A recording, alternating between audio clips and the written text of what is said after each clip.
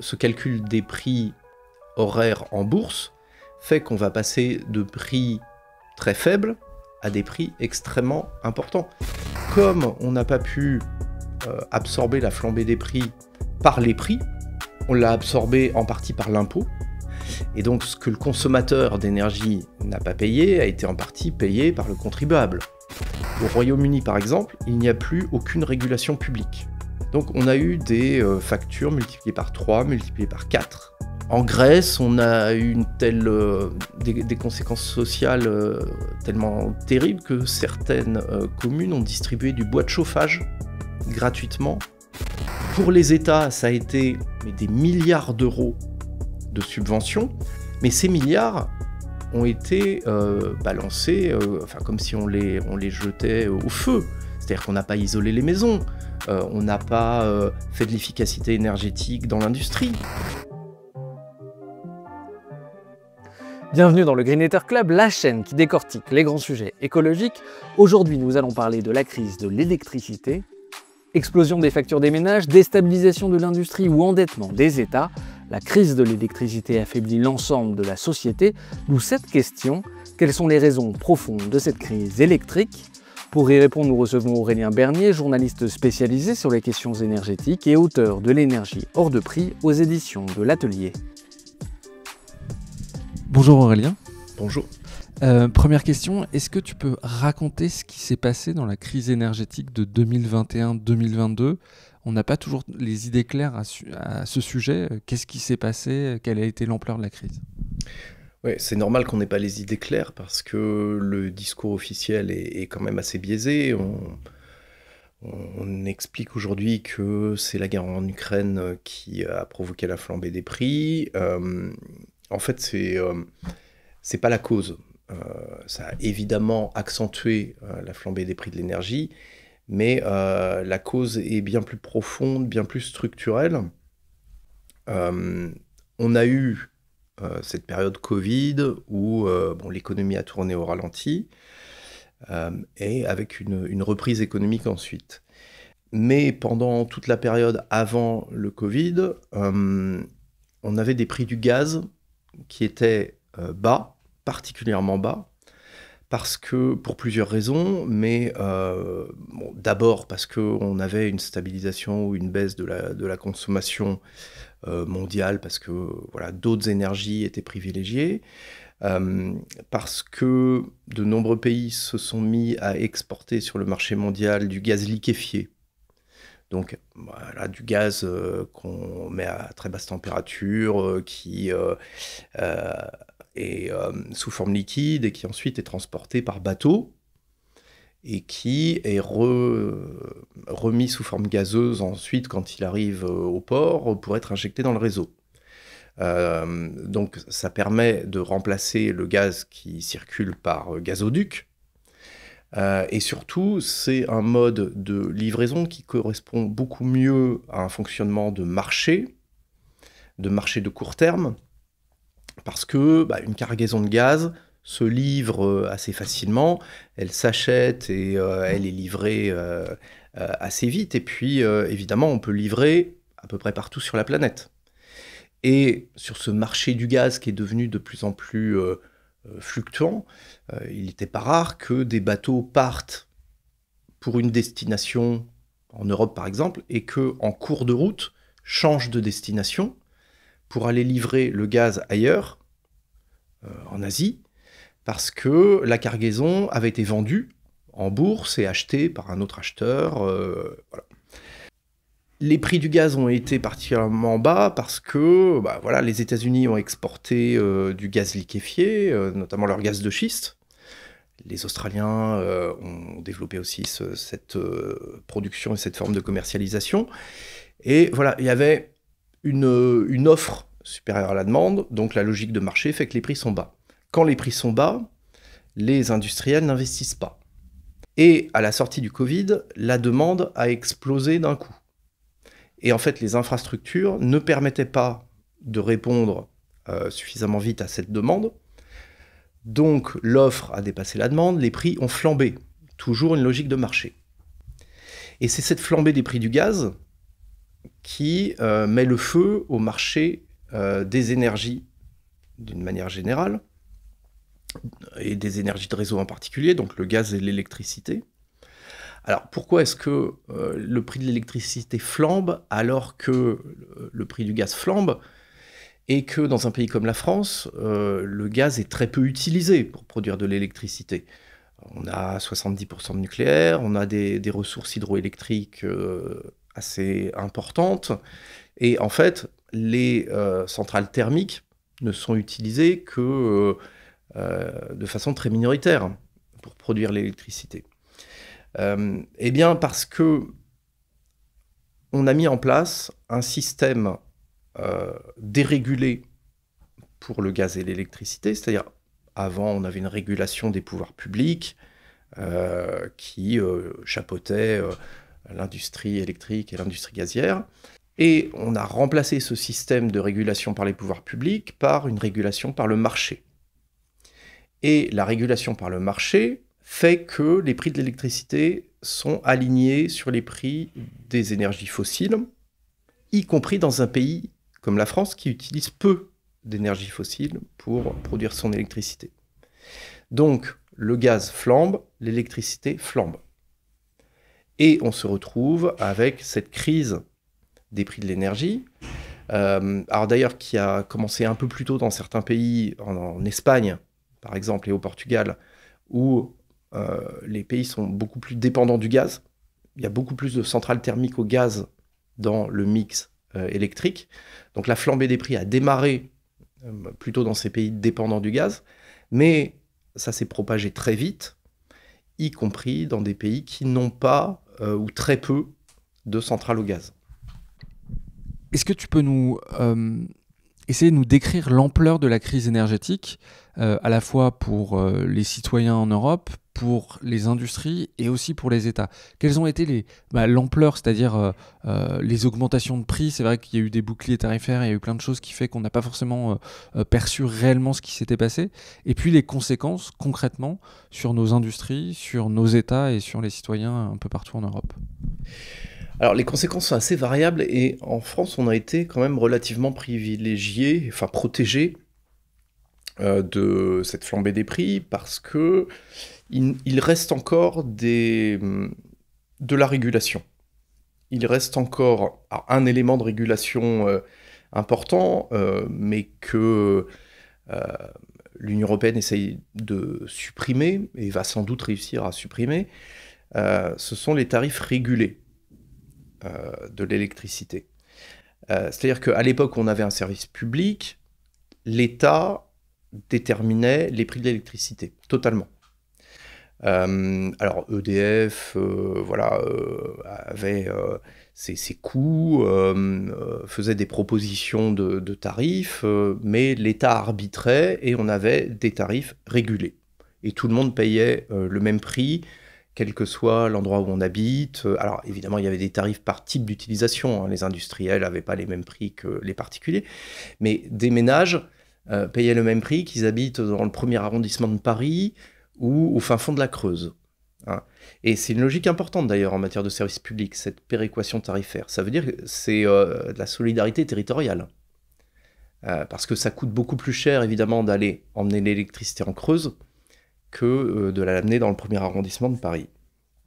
Donc cette régulation des prix est un reste du service public, de la régulation publique de l'énergie, et ça a permis quand même de limiter la flambée des prix, parce que ce tarif est quand même encore en partie basé sur les coûts de production réels,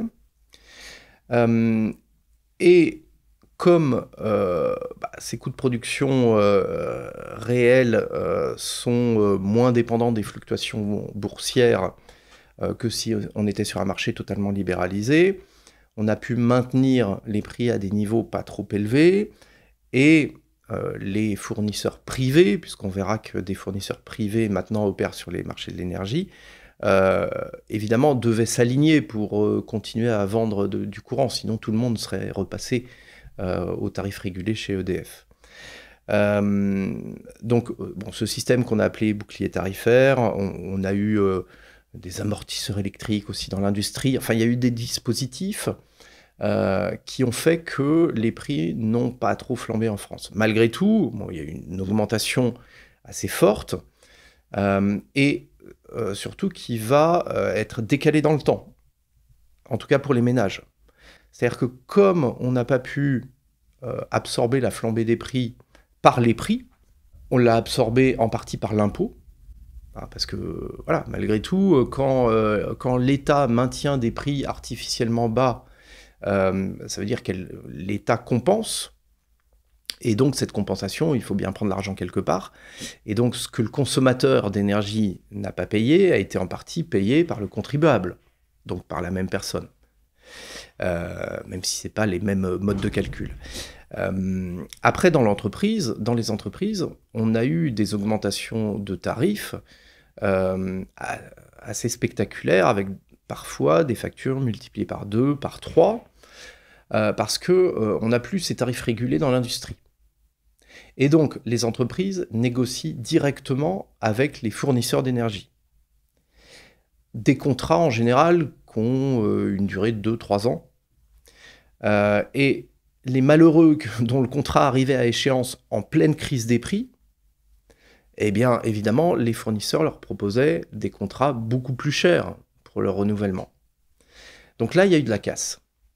Il y a eu de la casse à tel point, et c'est quand même assez paradoxal, que les grands consommateurs d'énergie qui sont regroupés dans un lobby, une association, donc les grands industriels, les plus consommateurs, ont dénoncé la dérégulation des marchés de l'énergie, alors qu'eux-mêmes l'avaient réclamé il y a quelques années, en pensant que ça allait faire baisser les prix.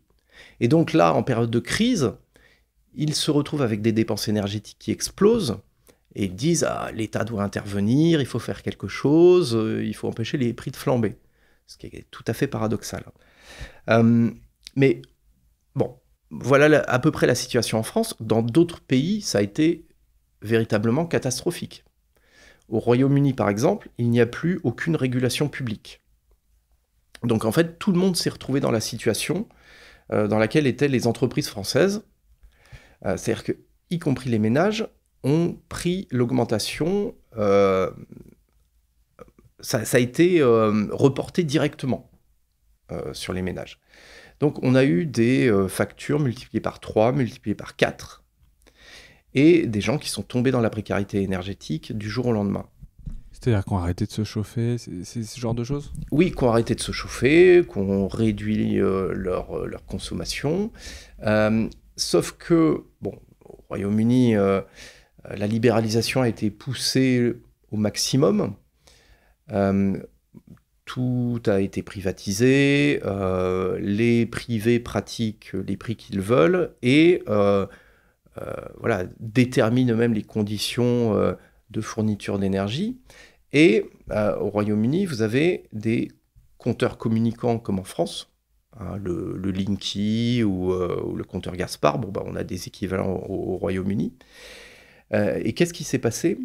Les personnes qui avaient des difficultés à payer leur facture d'énergie pour l'électricité ont été basculées automatiquement en prépaiement. C'est une fonctionnalité qui est possible avec ces compteurs. C'est-à-dire que, aujourd'hui, on consomme, on paye ses factures après avoir consommé. Voilà, c'est le fonctionnement normal. C'est une logique d'ailleurs de service public, hein. Avec le prépaiement, c'est différent. Vous consommez après avoir payé. C'est-à-dire que vous créditez un compte, vous consommez de l'énergie et le compte se débite au fur et à mesure. Et une fois que le compte est à 0, le compteur se coupe. Donc les personnes en précarité ont été automatiquement mises en prépaiement. Et pire, les personnes qui se sont retrouvées dans la même situation et qui sont raccordées au gaz, ce qui est beaucoup plus fréquent au Royaume-Uni qu'en France, les compteurs de gaz qui avaient été installés ne permettaient pas la coupure. Il fallait une intervention. Et donc, les compagnies d'énergie ont envoyé des huissiers chez les personnes qui avaient des retards de paiement pour changer le compteur de gaz et pour mettre à la place des compteurs après paiement. Donc des compteurs qui contrôlent l'arrivée de gaz. Et même chose, le compte, il y a de l'argent, le gaz passe, c'est à zéro, hop, ça s'arrête. Voilà la logique, l'aboutissement de la marchandisation de l'énergie, c'est ça. C'est un système totalement libéralisé. En Grèce, on a eu des conséquences sociales tellement terribles que certaines communes ont distribué du bois de chauffage gratuitement aux ménages pour que les gens puissent se chauffer. Et ça, pas au fin fond des campagnes, dans les banlieues d'Athènes. Donc il y a vraiment eu des drames humains à cause de cette crise des prix. Pour les États, ça a été des subventions, mais des milliards d'euros de subventions. Alors, avec une baisse de la fiscalité, mais c'est une perte de recettes, c'est une forme de subvention, avec des sauvetages d'entreprises privées qui fournissaient de l'énergie et qui, comme les coûts flambaient, leurs coûts d'achat à eux flambaient, ils n'étaient plus compétitifs, donc on les a aidés à tirer les prix un peu vers le bas. Donc ça a coûté des milliards, mais ces milliards ont été balancés, comme si on les jetait au feu. C'est-à-dire qu'on n'a pas isolé les maisons, on n'a pas fait de l'efficacité énergétique dans l'industrie. On a cramé de l'argent en subventionnant à fond perdu des opérateurs privés.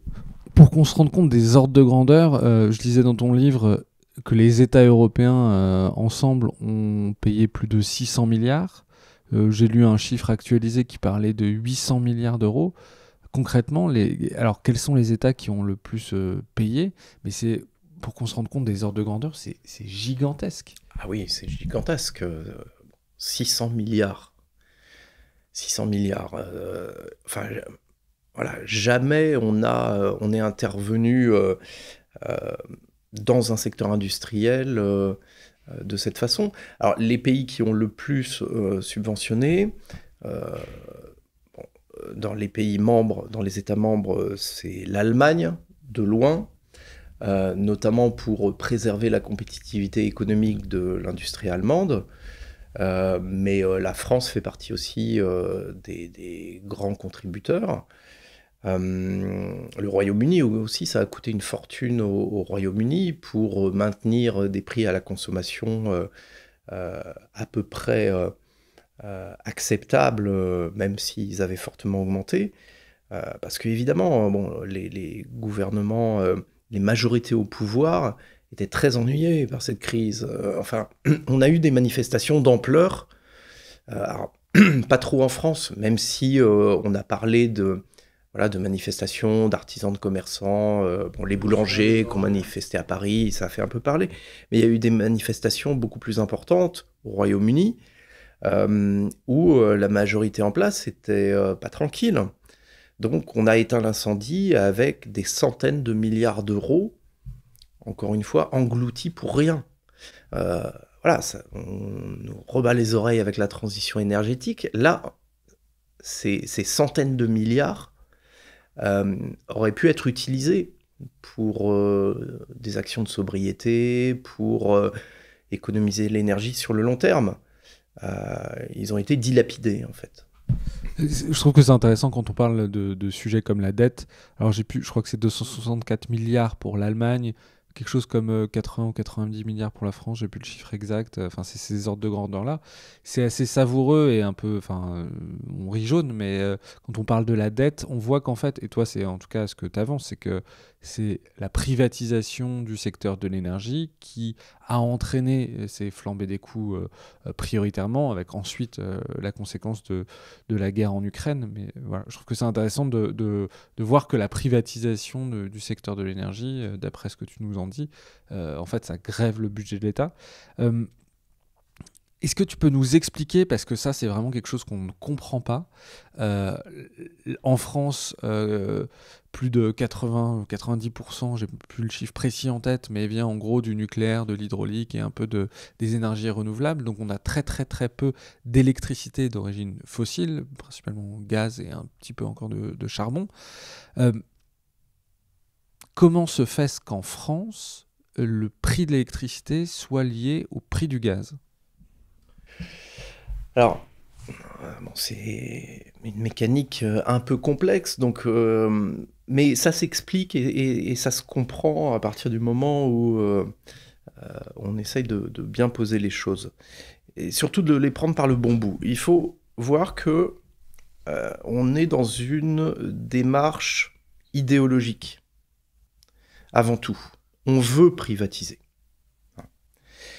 On avait un système en France, alors, bon, qui pouvait être tout à fait critiquable sur certains aspects, mais qui, d'un point de vue économique, était efficace.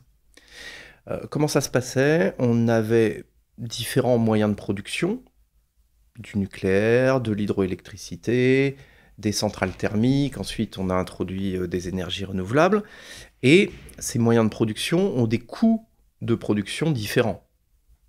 Le coût d'une centrale nucléaire, c'est pas la même chose que celui d'un petit barrage ou au contraire d'une grosse retenue. C'est pas la même chose qu'une éolienne. Il y a des coûts d'investissement, il y a des coûts de fonctionnement. Bon, bref. Le prix de l'énergie reflétait, à l'époque du service public, les coûts réels, le coût global de ces centrales. Voilà, on utilise telle centrale pendant tant d'heures sur l'année, avec un coût voilà, que les économistes ont calculé.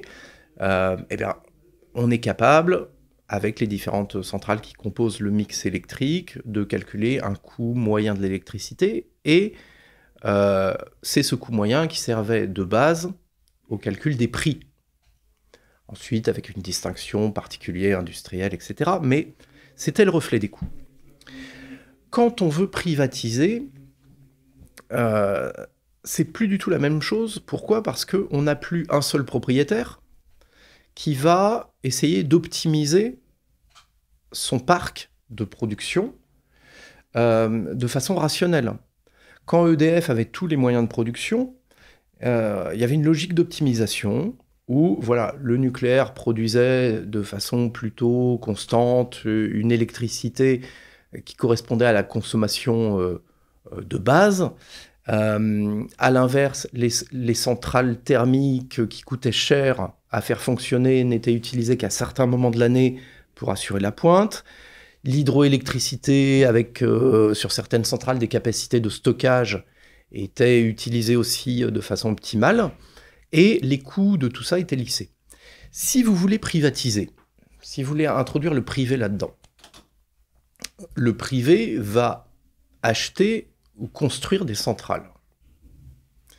Par exemple, Gazelle Énergie, une filiale d'un groupe tchèque, a acheté 2 centrales charbon en France pour produire de l'électricité. Donc vous avez encore EDF, public, et des producteurs privés. Les producteurs privés, leur logique, c'est de gagner de l'argent, ou en tout cas de ne pas en perdre. Donc, si on veut qu'ils mettent en route leur centrale, il faut que les prix leur permettent de gagner de l'argent. Et c'est là qu'on rentre dans une logique de marché. C'est-à-dire que quand on privatise, au moins en partie, comme on a différents producteurs, public, privé, on va créer une bourse de l'électricité pour permettre aux différents producteurs de vendre leur électricité et aux différents acheteurs de l'acheter. Parce que la libéralisation a aussi permis à des entreprises de s'implanter sans détenir de moyens de production.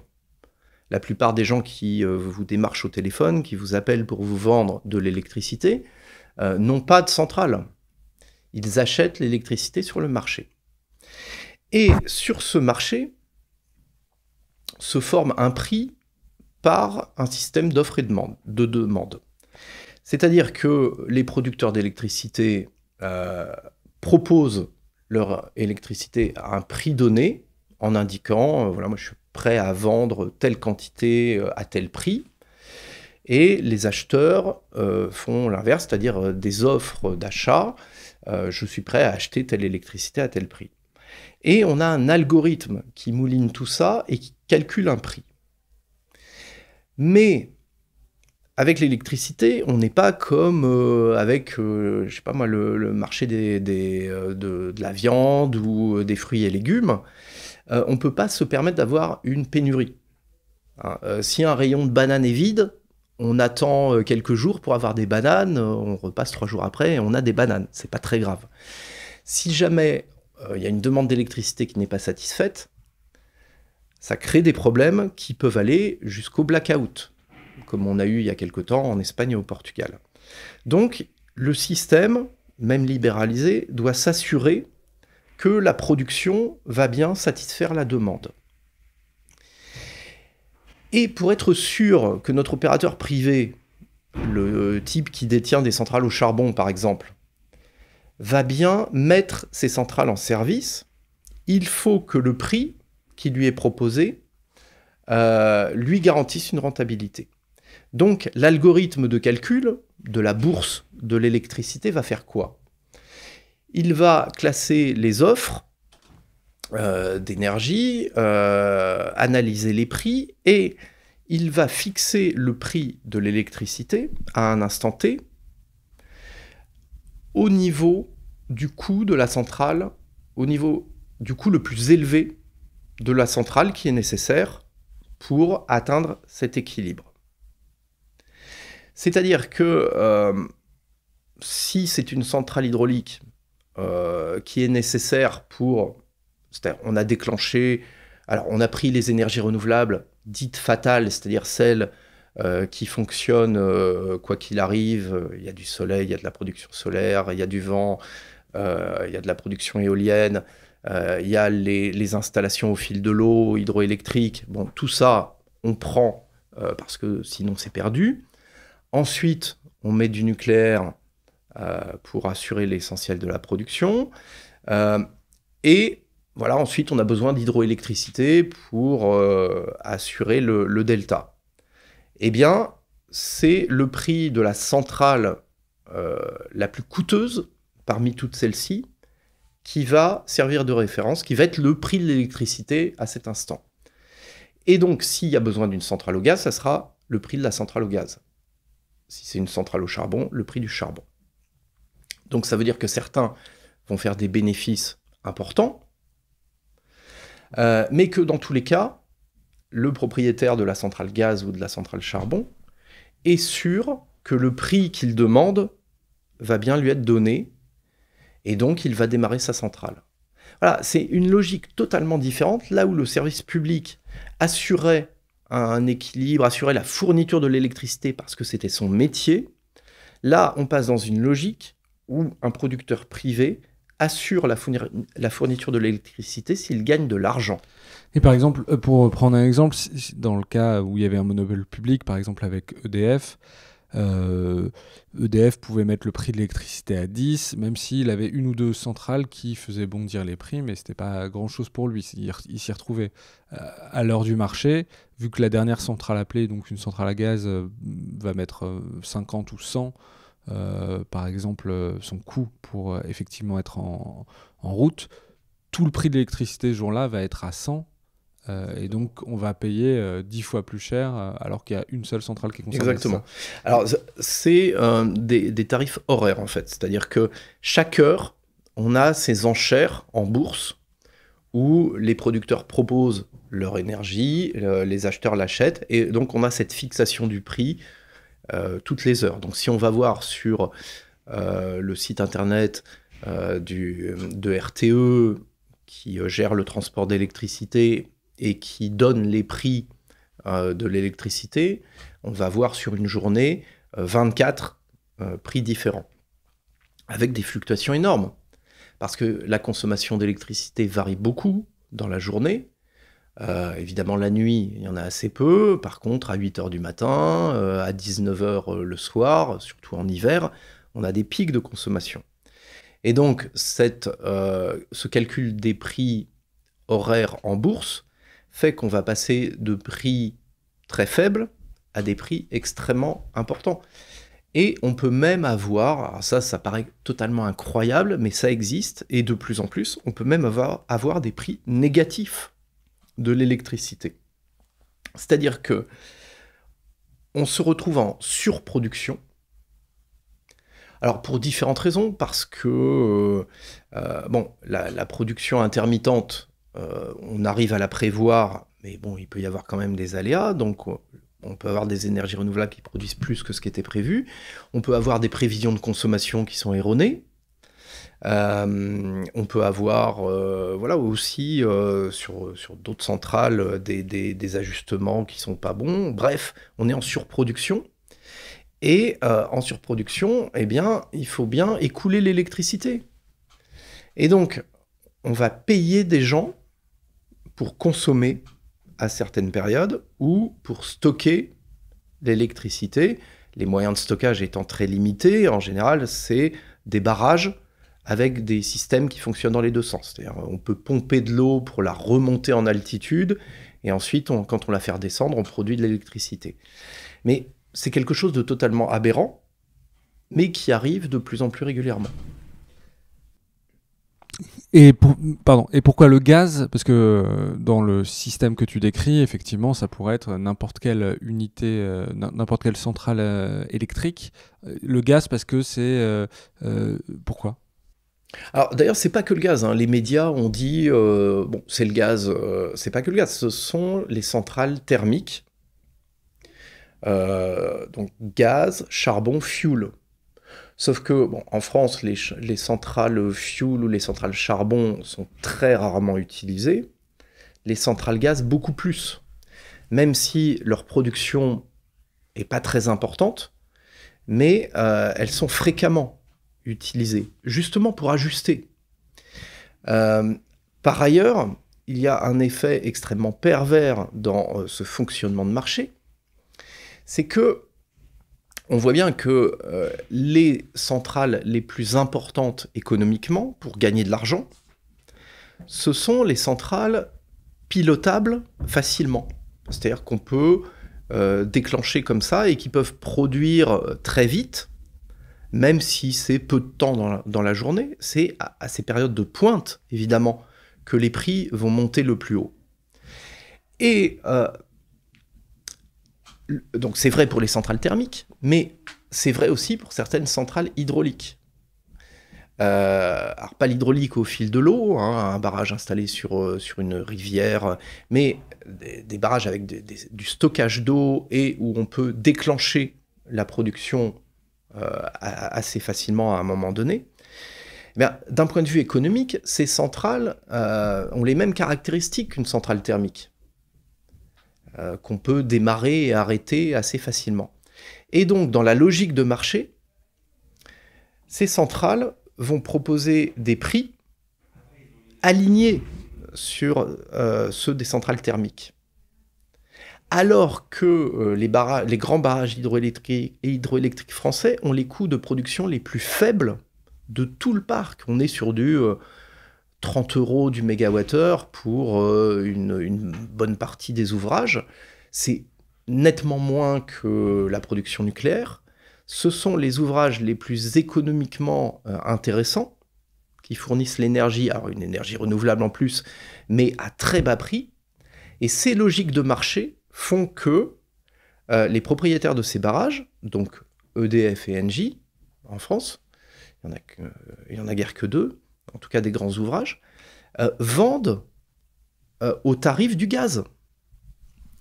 Donc en fait, même si le gaz n'est pas l'énergie dont on a besoin à un moment donné pour assurer l'équilibre, ces centrales hydroélectriques fonctionnent au même prix, enfin vendent au même prix. Donc là, on a un décalage complet, c'est encore plus flagrant que pour le gaz. C'est-à-dire qu'on a des outils de production qui permettraient de délivrer une énergie renouvelable à bas prix et par des logiques de marché qui fonctionnent à des prix défiants, astronomiques par rapport au coût. Alors, on va revenir justement sur la privatisation. Moi, quand j'étais petit, il y avait EDF pour l'électricité, qui était un monopole public, GDF pour le gaz. Aujourd'hui, on a mal à la tête quand on regarde les différents acteurs sur l'électricité ou sur le gaz.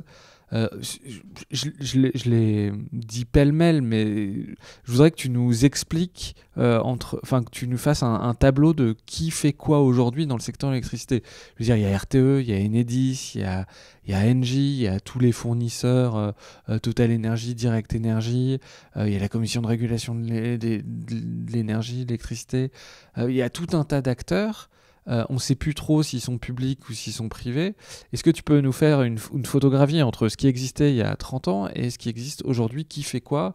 Qui est privé? Qui est public? Qui est entre les deux?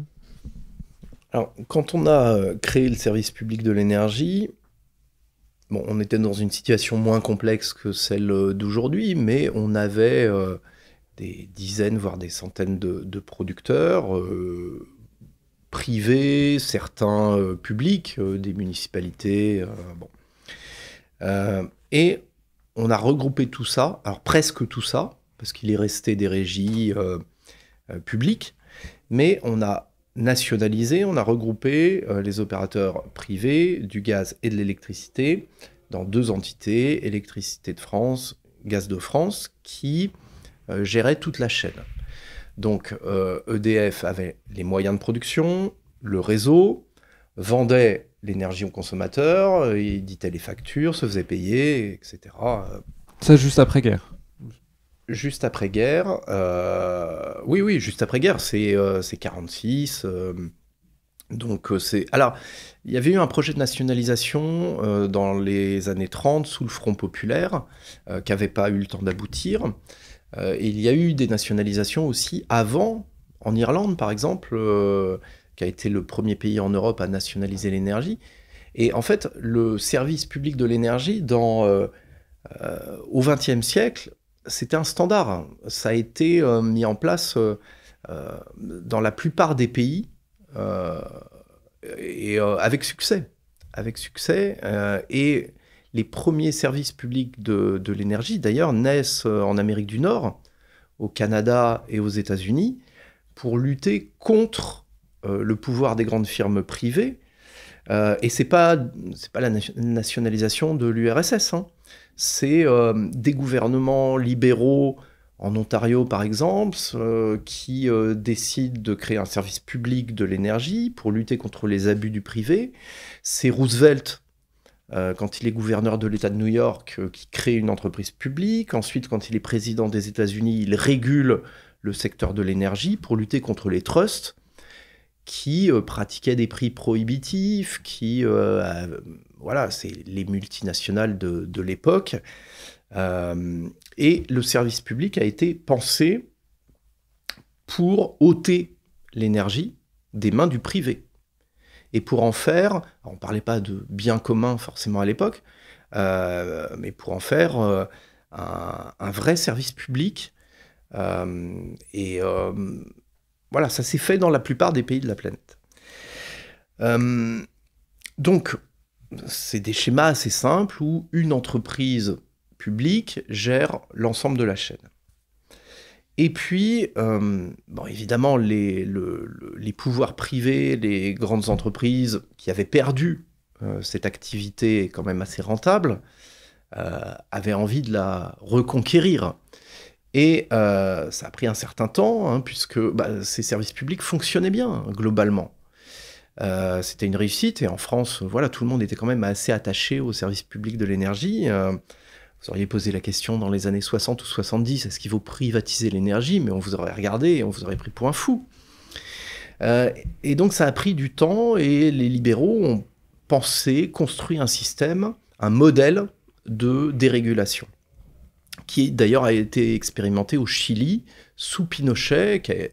Le Chili qui a été un terrain d'expérimentation des politiques néolibérales en général, et en particulier qui est le modèle de privatisation, dérégulation de l'énergie. dont s'est totalement inspirée l'Union européenne. Hein. C'est le même modèle économique. Ça consiste en quoi?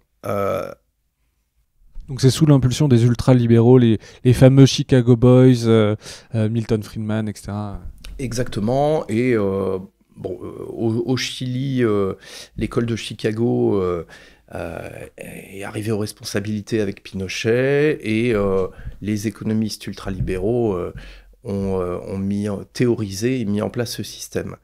Dans la production, alors on va prendre l'électricité. Dans la production d'électricité, il y a deux activités rentables, la production et la vente.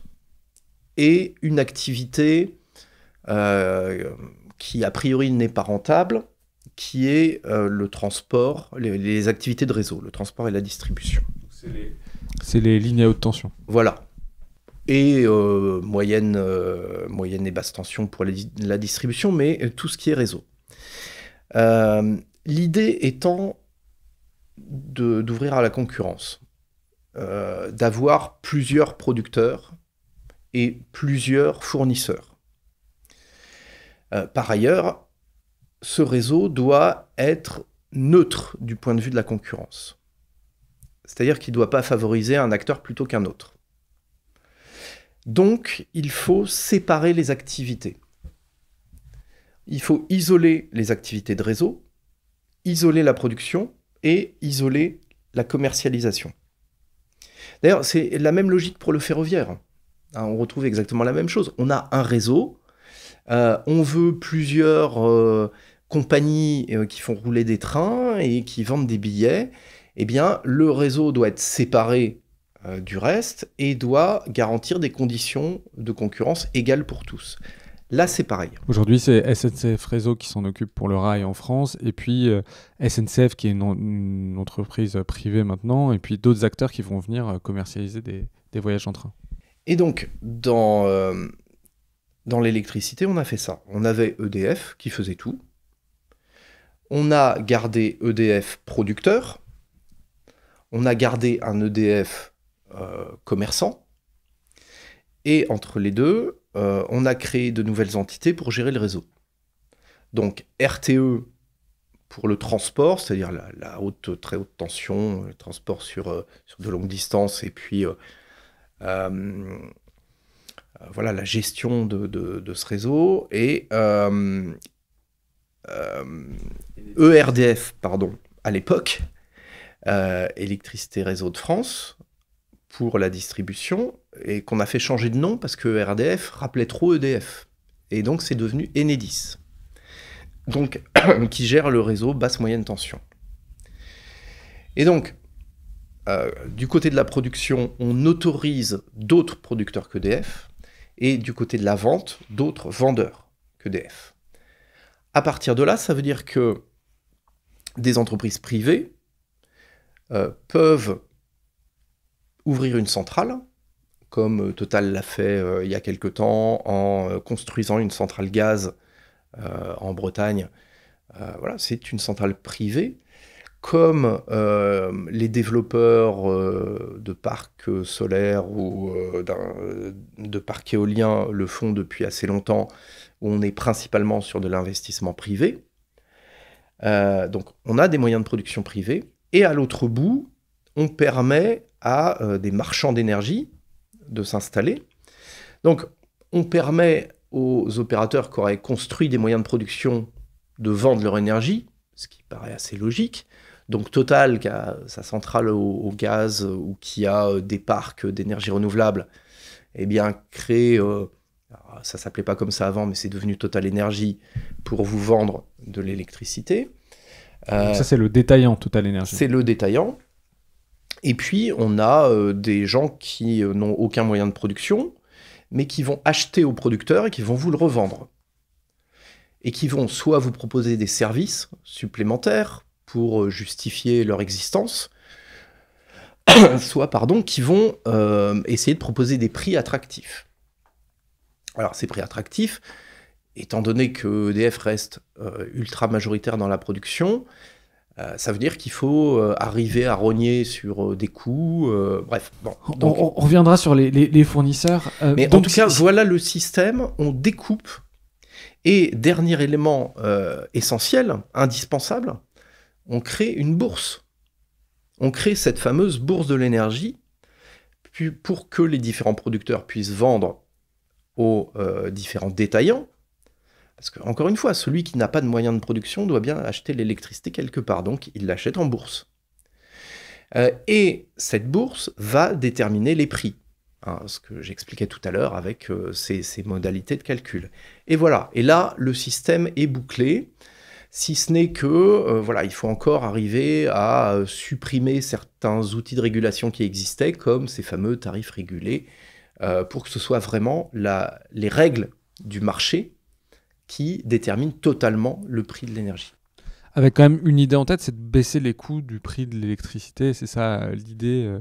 Est-ce que tu peux nous expliquer qui a mis en place cette dérégulation progressive? Dans ton livre, tu parles beaucoup de l'Union européenne. C'est vraiment ce cadre-là, c'est-à-dire mettre un cadre concurrentiel sur tous les services de la société, dont le marché de l'électricité? Alors, bon, encore une fois, on a eu cette expérimentation au Chili qui a été quand même déterminante et qui a d'abord inspiré les conservateurs britanniques, puisque Margaret Thatcher a fait exactement la même chose que Pinochet au Chili, en dérégulant, privatisant le secteur de l'électricité, celui du gaz, et en allant même jusqu'à privatiser le nucléaire. Et puis, à peu près dans le même temps, l'Union européenne a annoncé qu'elle allait déréguler les secteurs de l'électricité et du gaz. Mais ça vient quand même d'assez loin, parce que dès les débuts de la construction européenne, certains libéraux, notamment au sein de la Direction générale de la concurrence, au sein de la Commission européenne, considèrent que les services publics doivent être traités de la même manière, en tout cas les services publics marchands, doivent être traités de la même manière que les autres services. Et donc ils visent les activités comme le transport ferroviaire, comme l'énergie, donc en France, EDF, GDF, la SNCF, etc., en disant on doit avoir une concurrence, soi-disant libre et non faussée, entre le public et le privé. Et pendant plusieurs décennies, on a une résistance importante de la part des États, qui veulent garder publiques ces activités, à raison. Et quand, à partir de 86, on a l'acte unique européen et on est vraiment dans la finalisation du marché unique, on fait sauter cette digue et on commence à mettre en concurrence véritablement les services publics avec les opérateurs privés. Ça commence dans les télécommunications et puis on s'attaque à l'énergie. Et donc on a des directives, des règlements qui commencent à préparer la mise en œuvre de ce modèle chilien de la dérégulation de l'énergie. Et le problème étant que ce droit européen s'impose aux États, à partir du moment où ces directives sont adoptées, les États n'ont pas le choix. Alors bon, ils sont globalement consentants, faut le dire aussi, mais ça pose un vrai problème pour des forces politiques qui prétendraient revenir à un service public. C'est qu'on a ce verrou du droit européen qui est un sérieux problème. Donc c'est effectivement par le biais du droit européen que ça s'impose à la totalité presque des États membres, mais de toute façon, bon, on sent bien qu'il y a une offensive du privé dans ce sens-là, alors évidemment des opérateurs de l'énergie privés, mais aussi des consommateurs industriels qui avaient rêvé à une libéralisation qui ferait baisser les prix. Alors aujourd'hui, ils s'en mordent les doigts. Et puis, bon, des des gouvernements de droite comme sociodémocrates qui ont cru ou qui croient encore aux vertus du marché, y compris dans le secteur de l'énergie. Et bon, la crise de 2021-2023 montre l'échec complet de cette libéralisation. Et donc, juste pour avoir une temporalité en tête, moi j'avais noté dans ton livre, donc l'Union européenne veut éviter la position dominante, elle le dit à partir des années 2000. Et là, on voit, j'ai noté 2004 où EDF et GDF sont transformés en société anonyme, 2007 où Suez avale GDF. 2010, la loi NOM, on va y revenir. 2015, où il y a une potentialité de privatisation des barrages qui n'était pas possible avant. Donc on voit bien que ça s'est passé quand même assez vite, et en gros, tournant des années 2000 et aujourd'hui. Et c'est du coup un phénomène qui s'est passé un peu partout en Europe, où il y a aussi des capitaux étrangers qui peuvent intervenir. Est-ce que, par exemple, il y a des Chinois qui rachètent des fournisseurs d'électricité il y a une sorte de monopoly de l'énergie en Europe depuis les années 2000 ? Oui, on peut dire ça. Alors, oui, il y a des capitaux extra-européens qui rachètent des entreprises, des unités de production, des réseaux. Par exemple, des entreprises chinoises, effectivement, qui au Portugal ont racheté, son actionnaire principal de Électricité de Portugal, qui investissent aussi en Europe de l'Est. On a bien sûr des capitaux américains, et les États-Unis essayent de pénétrer de plus en plus le marché européen, et notamment celui du nucléaire. Donc, on a une mondialisation des capitaux de l'industrie de l'énergie, et on a effectivement un modèle de dérégulation qui se met en œuvre dans tous les pays européens. Et alors, bon, ça s'est accéléré ces derniers temps, mais c'est quand même un mécanisme qui prend un peu de temps. Et je pense que l'Union européenne a joué dans la durée, en fait. La première directive vraiment qui pose le cadre, c'est 96. On est en 2025, donc il a fallu du temps. Et on est en 2025, les barrages français sont encore publics, EDF est encore très majoritaire en matière de production et de commercialisation. Donc l'œuvre libérale n'est pas du tout achevée. Et il y a des ajustements tactiques en fonction des pays. En France, où la population était très attachée aux services publics, ça a été plus compliqué qu'au Royaume-Uni ou qu'en Allemagne, où la privatisation est beaucoup mieux passée. Il y a eu des méthodes pour imposer la privatisation qui sont absolument abjectes.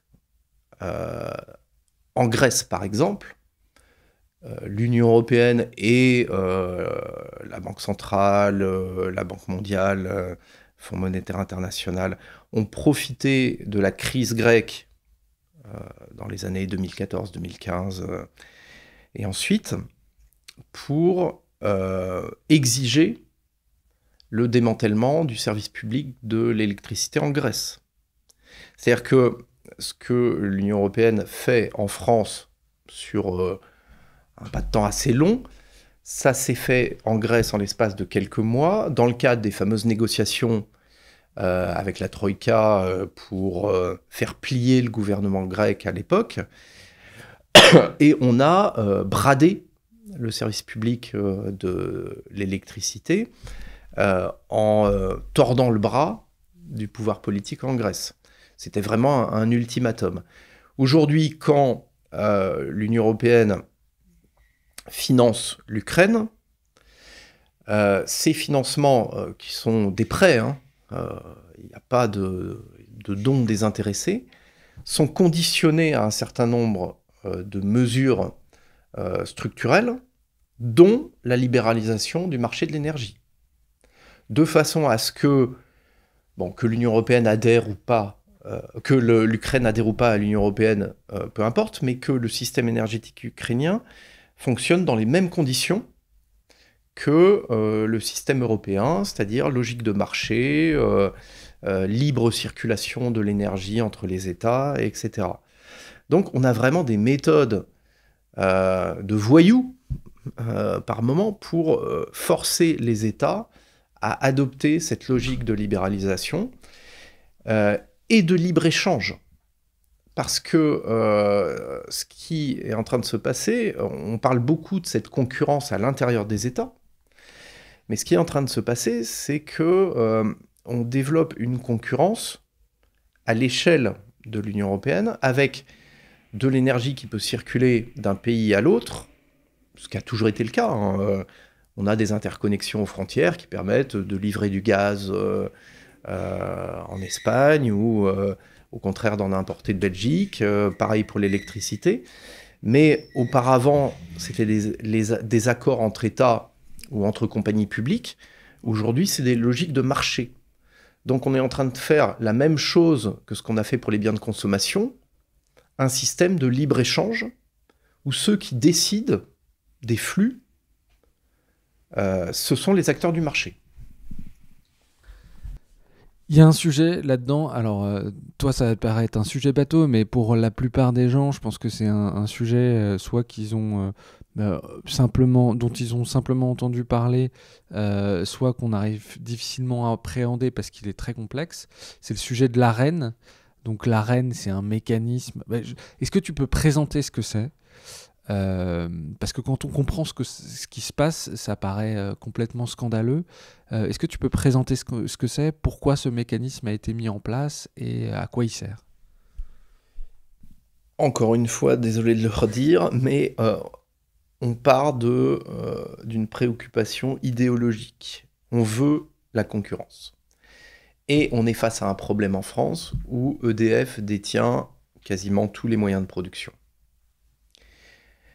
Et où le fonctionnement est suffisamment optimisé pour que personne soit en mesure de concurrencer EDF. C'est-à-dire que si quelqu'un avait pu venir installer des centrales et produire moins cher qu'EDF, il aurait pu prendre des parts de marché.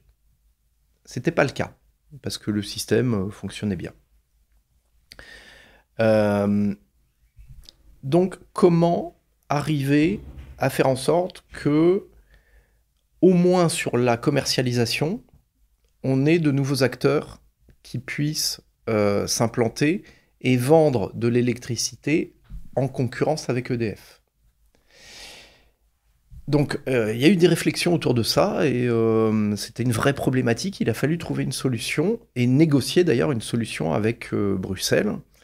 Et la solution qui a été proposée et acceptée, proposée par l'État français, acceptée par Bruxelles, eh bien, c'est que EDF puisse garder à disposition de ses concurrents potentiels sur le secteur de la revente de l'énergie, garder une partie de sa production à prix coûtant pour ses concurrents.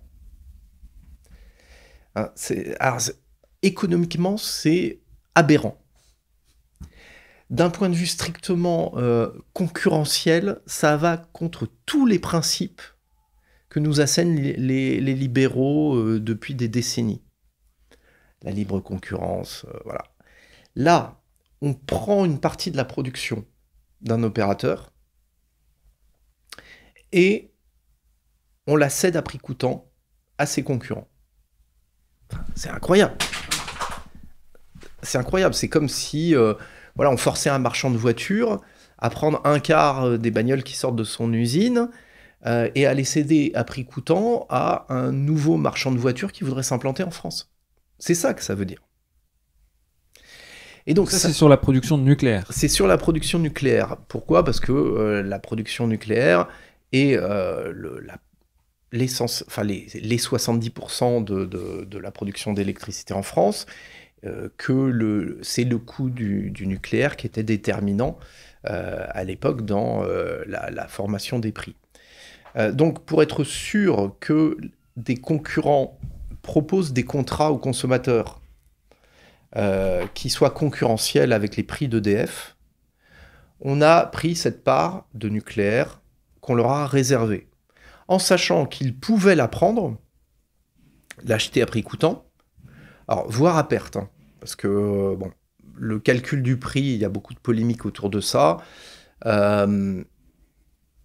EDF a sans doute vendu à perte à certains moments, mais bref, ils pouvaient acheter cette énergie, mais ils pouvaient aussi la laisser à EDF s'ils trouvaient moins cher ailleurs.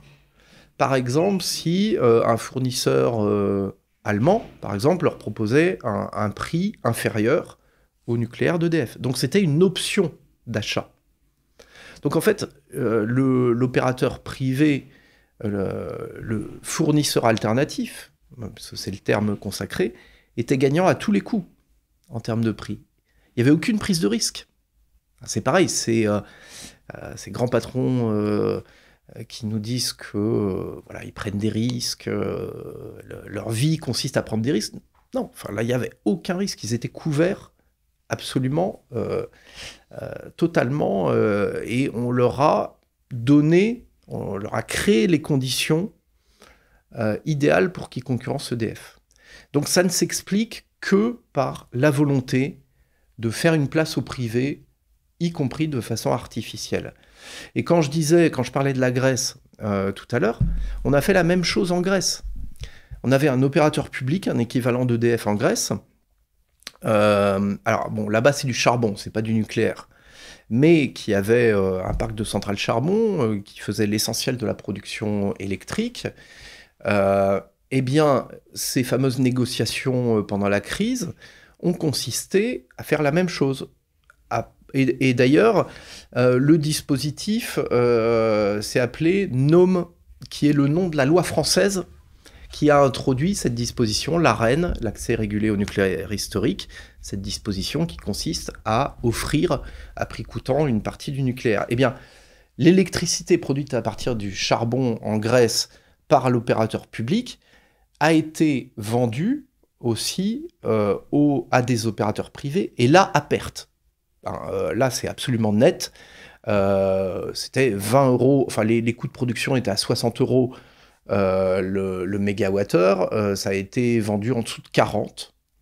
Et en plus, ces opérateurs privés ont exporté cette électricité. C'est-à-dire qu'au lieu d'approvisionner le marché grec, ils sont allés la vendre à l'étranger dans des pays où ils pouvaient vendre plus cher. Donc voilà.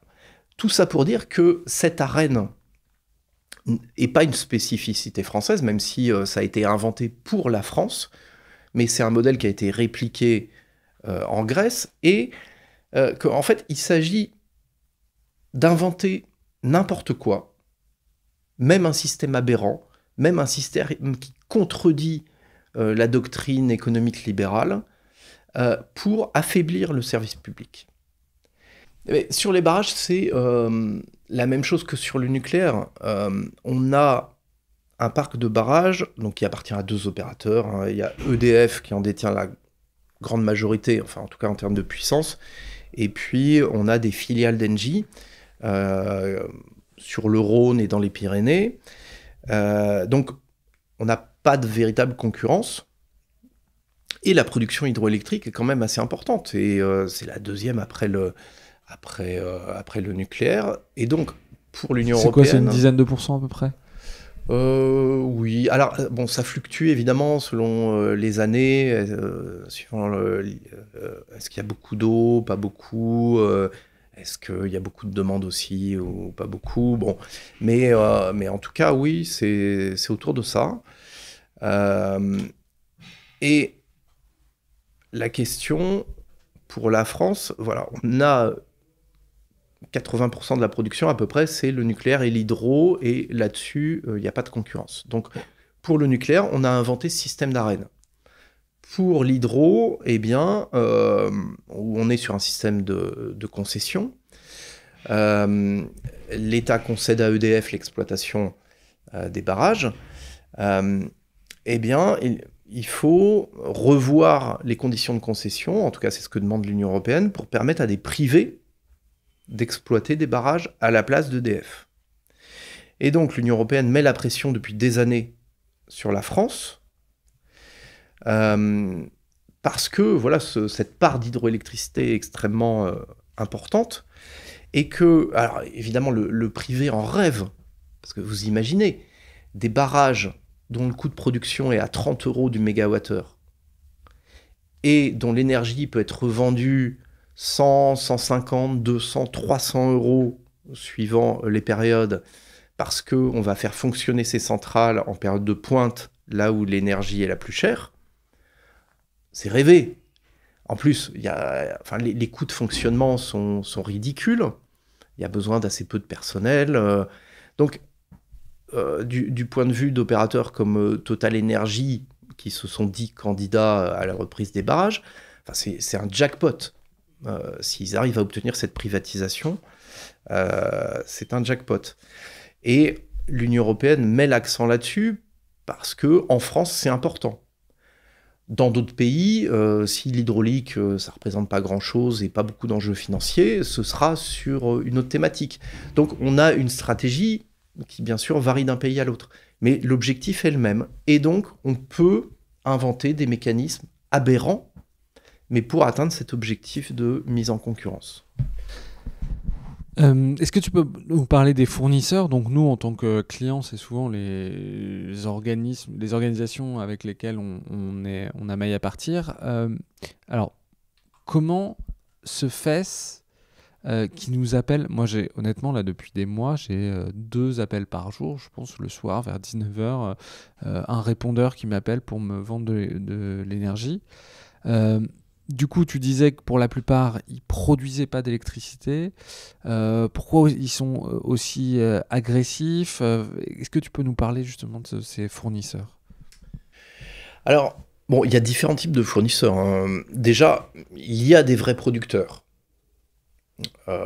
Alors, on peut critiquer le fait qu'il y ait une production privée, et je le fais, mais en tout cas, une production privée à vocation commerciale. Après, autoconsommer une énergie qu'on produit soi-même, c'est autre chose. Mais bon, au moins, il y a une certaine logique dans le fait de détenir des moyens de production et de vouloir vendre l'énergie. Et puis, il y a des sociétés qui ont été montées par des financiers. Un tas de sociétés, en France et ailleurs, ont été montées par des gens qui avaient profité de la dérégulation dans les télécoms pour offrir des services de télécommunication, des services Internet, des trucs comme ça, de téléphonie. Ça avait très bien marché. Ils y connaissaient rien dans ce secteur-là en particulier, hein, mais ils avaient vu un créneau rentable. Ils ont réussi une belle opération dans les télécoms. Ils font la même chose dans l'énergie. Donc ce sont vraiment des financiers. Et donc, au début, vous avez quelques entreprises qui se créent. Bon, ils se font connaître un peu, ils font un peu de démarchage. Et puis, plus ça va, plus vous en avez. Donc plus la concurrence est rude. Et donc plus le démarchage est agressif. Et plus on va aller vers des offres trompeuses. Et alors, même si, on ne peut pas dire que c'est illégal, mais par exemple, quand on vous dit, on vous propose des prix de l'énergie 5, 8, 10% moins cher qu'EDF, et ça s'arrête là, ces fournisseurs ne disent pas qu'ils parlent du prix de l'électricité hors taxe, le prix de fourniture de l'électricité hors taxe. Or, ce prix est une petite part du prix de la facture, enfin de ce que vous payez à la facture. Parce qu'il y a les coûts de réseau, parce qu'il y a la fiscalité sur l'électricité, et donc on vous appâte avec du moins 10, moins 8 ou moins 5% par rapport à EDF, mais sur 40% de la facture. Et puis il y a l'abonnement et tout, enfin sur 40% de la consommation. Donc au final, c'est des économies de bout de chandelle, mais vous vous engagez sur je ne sais pas combien de temps avec un autre fournisseur, et puis qui peut augmenter les prix en cours de route, qui va vous proposer des services supplémentaires qui évidemment vous seront facturés. Voilà, et bon, maintenant qu'on a délocalisé les centres d'appel, et même maintenant qu'on a robotisé le démarchage téléphonique, eh bien, on a des coûts de démarchage qui sont absolument ridicules. Et donc, c'est pour ça qu'on a 4 ou 5 appels par jour, parfois, de machines qui vous incitent et qui vous mentent souvent, parce que ça commence en général par l'État et la région vous proposent d'économiser sur l'énergie. En gros, ce qui se passe, pour caricaturer, il y a 70% de l'électricité en France qui est produite par EDF. Et bon, il y a quelques autres fournisseurs qui en produisent un petit peu. Mais ça veut dire que les détaillants, ces fournisseurs d'électricité, ces détaillants d'électricité, ils achètent tous la même électricité et du coup, ils font des pieds et des mains, des pirouettes pour essayer de trouver un avantage concurrentiel et dire qu'ils sont moins chers, qu'ils sont meilleurs. C'est ça qui se passe? C'est ça. J'ai bien compris. C'est ça qu'il y a derrière. Alors, bon, soit en proposant des pseudo-services, des suivis de consommation, des choses qui, honnêtement, ont un intérêt très limité, parce que ce qui permettrait vraiment d'essayer de faire des économies d'énergie, c'est d'avoir des suivis de consommation par appareil, des choses assez précises, mais un suivi global de consommation où on cumule tout, bon, ça n'a pas d'intérêt. Donc, bon, ce genre de services qui, évidemment, sont payants, mais surtout, c'est en économisant sur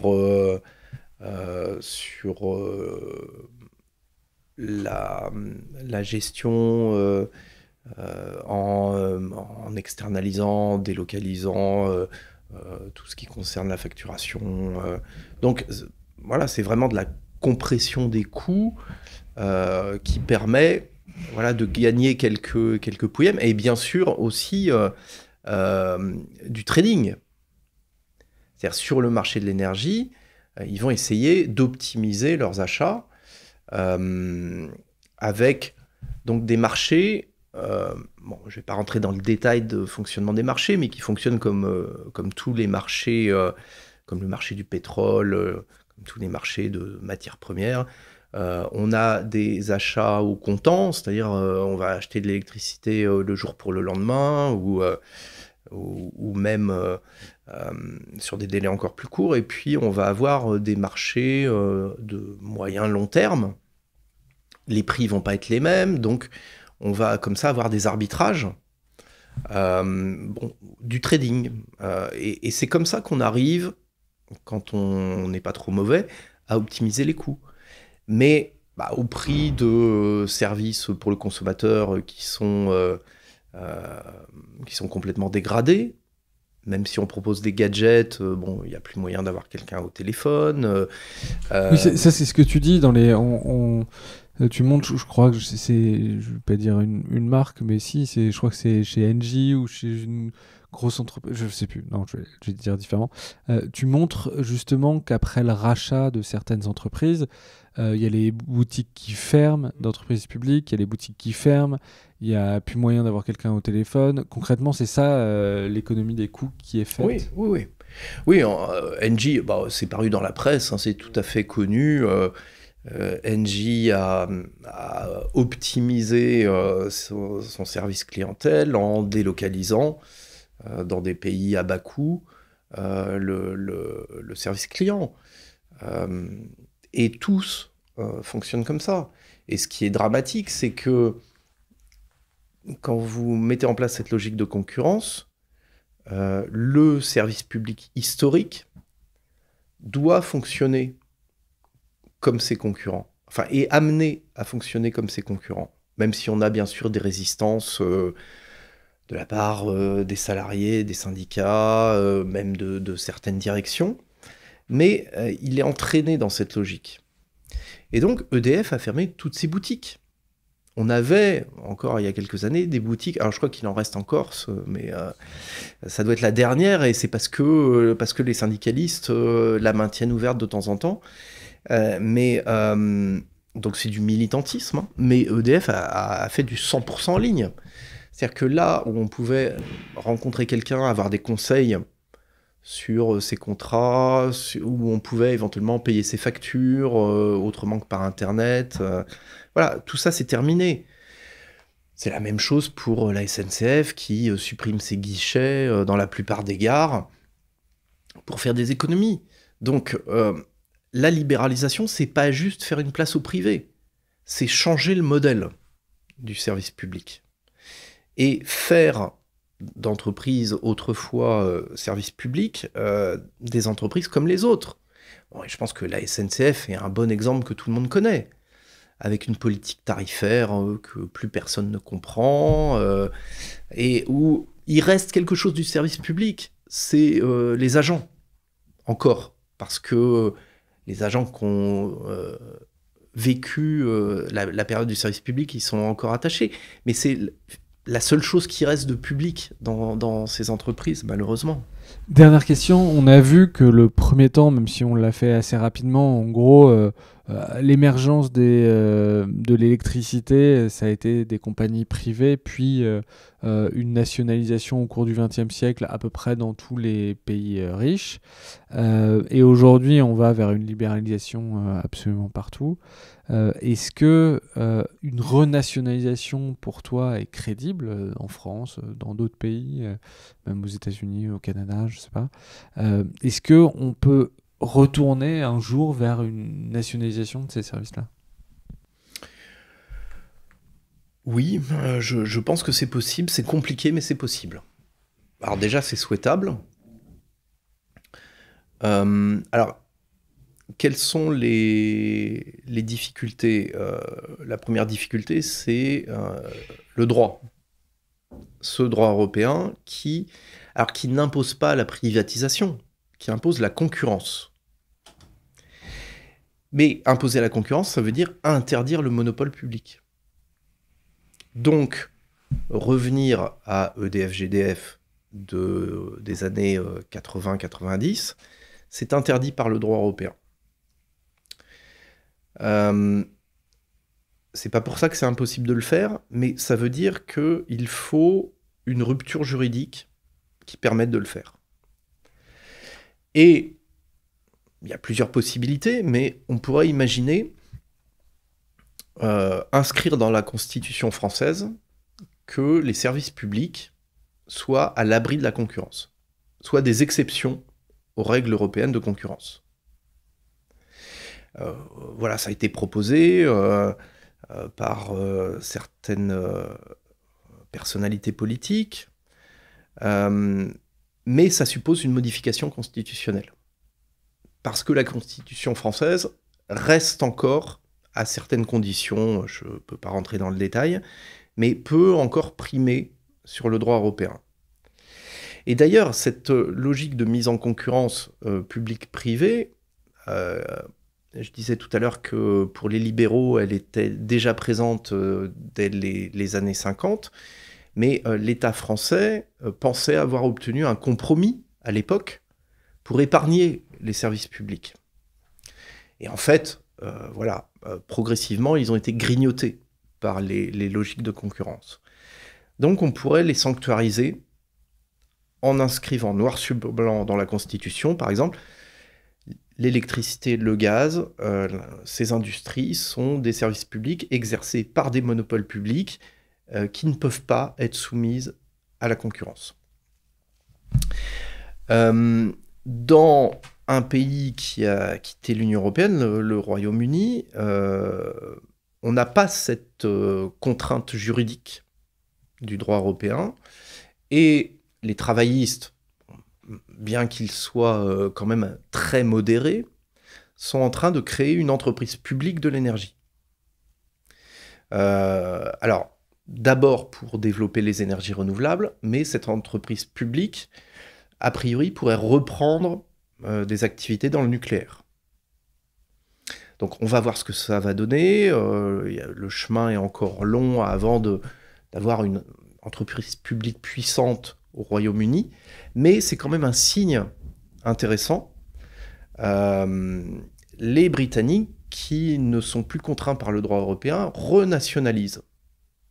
Et bon, ils l'ont fait dans le rail d'ailleurs, et ils sont en train aussi de le faire dans l'énergie. Donc il faudra observer ce que ça donne. Mais c'est quand même un signal intéressant venant d'un pays...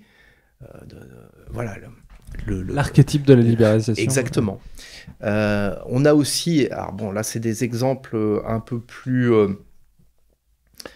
moins utilisables, mais en Pologne ou en Hongrie, des gouvernements qui ont résisté à la libéralisation, aux pressions européennes pour libéraliser, et en Hongrie, où on a même eu une renationalisation déguisée d'une partie des entreprises d'électricité ou de gaz, et qui permet, avec une régulation tarifaire, de maintenir des prix accessibles pour les ménages. Alors évidemment, ça sert le pouvoir nationaliste conservateur hongrois, mais ça explique en partie qu'il soit reconduit depuis 2010. C'est-à-dire qu'on a une prise en main et même une reprise en main par l'État des questions énergétiques. Donc on a quand même un débat politique et tout ne se fait pas comme voudrait l'Union européenne. Mais bon, je crois surtout qu'il faut donner des perspectives, effectivement, de réappropriation par la puissance publique du secteur de l'énergie, parce que, d'une part, ce système ne fonctionne pas, et puis parce qu'il y a des enjeux d'investissement colossaux. Il y a des choix énergétiques à faire pour l'avenir, qui sont cruciaux. Je n'ai pas besoin de détailler ça. Et privatiser l'énergie, c'est confier la transition énergétique à des groupes privés comme Total Energy. C'est-à-dire que ce sont les actionnaires de Total Energy qui vont décider pour nous de notre avenir énergétique. C'est eux qui vont décider s'ils investiront dans le pétrole, dans le gaz, dans le nucléaire, dans les barrages. Et donc c'est eux qui ont les clés de la transition énergétique. Donc il y a une hypocrisie des pouvoirs publics qui est incroyable. On nous parle tous les jours de transition énergétique, que chacun doit faire sa part, que c'est un enjeu structurant, et on est en train de confier la réalisation de la transition énergétique à des groupes privés comme Total. Aurélien Bernier, un grand merci d'être venu au micro du Greenwater Club. Merci de m'avoir invité. Et à bientôt.